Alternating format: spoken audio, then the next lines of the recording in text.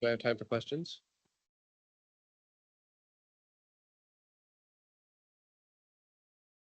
Thank you. Thank you for that talk. Well, one little point, I don't know if you know that there's been a pilot on basic income for artists in Ireland. I have seen it. It's insane. Excellent. But I really want to ask you, I've worked in a few evaluations. I've worked in academic and policy across it. And I was just wondering how, could you illuminate a little bit more? I've noticed people don't really like being evaluated, even if you're end your evaluation by saying this is amazing work, but it's still a really tough process. And actually, I think we'd all individually struggle with being evaluated ourselves. I just wonder, could you speak a little bit about that? Is there a way to smooth that over or more comfortable with that kind of process? Yeah. So I think there's a few important things to do. And I think meeting people where they are is really very, very important. So at the moment, I'm in this weird situation where the basic income program that I'm trialing for vulnerable families, I've spent so long fundraising for it that I am no longer able to be an impartial judge of its success, which means I am currently being independently evaluated by somebody else. And I will tell you, it's a pain. I think meet people where they are, understand why they want to do the thing that they're doing, understand what is important to them, and that helps a lot. I think making sure that the things you're measuring in the evaluation are not just the things that central government cares about or the funder cares about, but also the things that the people who are doing it care about. Make it as easy for them as possible and go out of your way to show that you're making it as easy for them as possible. Because part of the problem with evaluation is it's burdensome for the people who are being evaluated. And that's a massive pain, right? It's like sitting in your car for your MOT. It's very stressful and you don't have a car for a day. I think situate it as well in what they want to get out of it. So this isn't about me testing whether or not thing works. You believe your thing works, and I want your thing to work, right? I don't, not so much that I'm going to fudge the data, but like I want this to work because it means I can recommend that it gets scaled.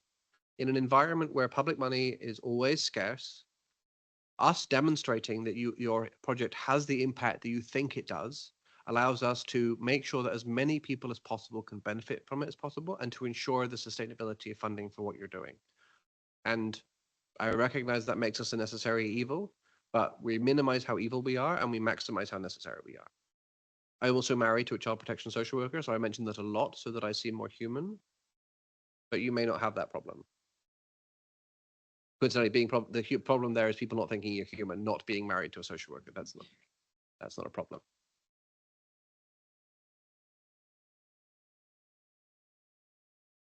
Thank you, Michael. Could you say a little bit about what counts as impact?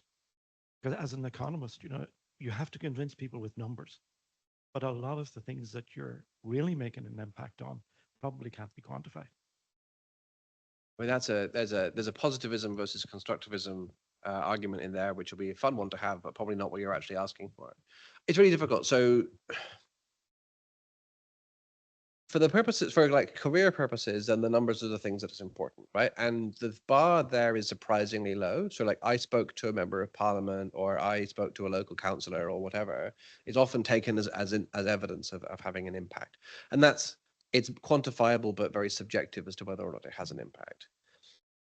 In terms of making the world a place different to how it is, the thing I'm mostly focused on is, can I count that difference and can I plausibly attribute it to my effort.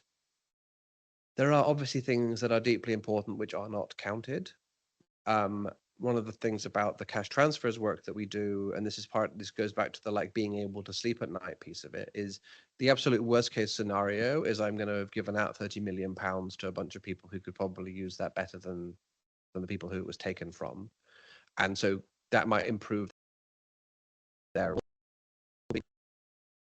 it's like their agency, right? Their sense of dignity as a human being, which we don't measure at all.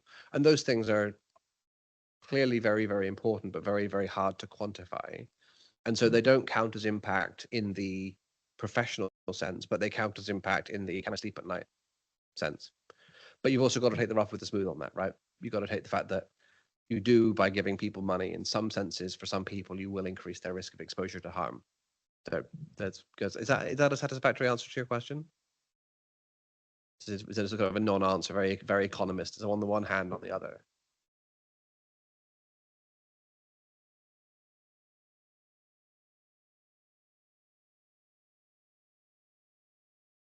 Thanks, Michael. My name is Dr. Roisin Farher. I'm actually care experienced in Ireland, so I'm delighted to see that you've brought up the care leaver term. My question is just general as well in terms of frameworks and policy cycles, and sometimes they're not in organisations. And I think it's just really funny when people use the terms policy, procedure, protocol, and a lot of them they're creating legislation, they're not actually creating the policy. Yeah. So I wonder what your opinion is on cycles, frameworks, and things for departments or governments having those in place that then NGOs or charity sectors or so on can follow on by what they actually mean for a policy to be implemented and a full cycle to actually be complete as well. Yeah, that's a very difficult question to answer well, I think, and so I'm probably not going to. I think so. I'm an ex-civil servant, which means I'm not a parliamentarian sort of person. So I'm deeply skeptical of legislation because legislation is often the same thing as a Christmas list, right? It's like these are the things I want to happen, but the materialization of those things into real world change is often gappy, particularly if you have a country which is governed from a single large city and which has large rural regions, which describes obviously both of the countries that I'm from. I think I'm skeptical of frameworks. I'm skeptical of the effort to force government to conform to a way of doing things because it just won't. I wish it did, right? So I teach for my sins every single civil service fast streamer, so the elite graduate intake into the British government has to spend 3 days locked in a room with me. We don't actually lock the doors, but they do get some really withering, sarcastic remarks if they try to leave. And I teach them about policy frameworks and I teach them about policy cycles as a guide for them to be thinking about, have you considered these things, right? Have you considered the legitimation of your policy? Because that's how you avoid policy disasters in sort of Patrick Dunleavy's term. But they're not going to actually conform to them because sometimes policy needs to be made at incredibly high speed. And even when it's not being made at high speed, it is constantly buffeted by the winds of everything that's going on around it. I think from a research perspective, one of the good things, so my old boss, David Halpern, made it so the government departments in the UK are obliged to publish areas of research interest, so questions that they want answering. I think that has been a useful point for the docking in of researchers in various flavors, I think academic, independent research, that kind of thing, into government processes. But for the rest of it, I feel like it's too organic of a process and too variable of a process across and within departments to be able to like meaningfully apply a framework to it, which is very difficult as someone who loves frameworks. But is that okay? Again, I'm not sure I've given you a good answer for the question. I'll try and give a good answer to this one. Right, break the habit of a laugh time. Thanks very much. Anecdotally, I hear often that the scaling process fails because although you can take the principle, you can take the mechanism and replicate to an extent, it's actually the people that drove with their passion, with their ability, with their skills, that initial intervention. How do you see that often, and any thoughts on how to manage that? Yeah, so we definitely see that a lot, and so we go from effectiveness trials to efficacy trials, or the other way around, because I can never remember which one's which. They both begin with E. But we go from a small scale trial, normally that's the intervention, up to a larger scale trial where they probably can't. So this is normally like if we think in education, it's the movement between 50 schools and 200 schools, right? You can't, no one can be across 200 schools. And what we see there is we lose about half the effect size in most of those cases because of the fact that the drive of the founder is making a difference there. Now, partly you got to accept the fact that that's going to happen, right? Because there is something magical about the founder, about the initial sort of team around it, which drives that impact. And so you've got to be, when you're making your calculations about how much impact is this really going to have, you have to think about that. There are other things where scaling is much easier, right? So for example, like this work which we do on sending letters out or booklets out to people, like we can scale that effectively infinitely because it's a mechanical process. So identifying the difference between those things and what journalists would call the difference between sort of chefs and ingredients, where you can always buy more ingredients, but you can't buy like another top chef, or rent, I suppose, because you don't buy people. So there's identification of that is important. Recognize the fact you're going to lose effect size. The other thing which really stands in the way of scaling in the public and the social sector is the opposite of what you're describing, which is the fact that the founders remain too involved for too long, right? There is and obviously I am deeply skeptical of arguments which say government should be more like Silicon Valley, because it shouldn't. But there is a reason why when these tech companies get to a certain size, the person running it gets replaced by somebody who's good at running things.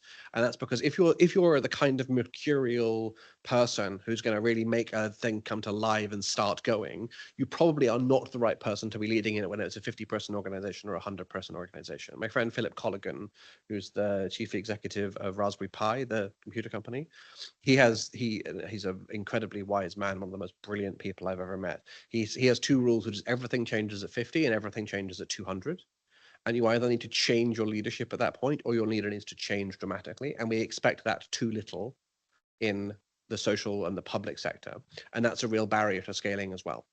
So lifting and shifting is very, very hard. We really haven't nailed it. And the reason why we're doing these relatively small scale scaling projects is to try and understand, I'll have a blog coming out next week about this, what things scale well and what things don't scale well. And we are at the nascent stages of that. But I recommend, so John List's book, which is called Voltage Effect, thank you, is about scaling. And a lot of it, you will read it and be like, yeah, that's kind of obvious. Sorry, John. But I still think that the insights are really, really useful to pick up. Thank you. Thank you.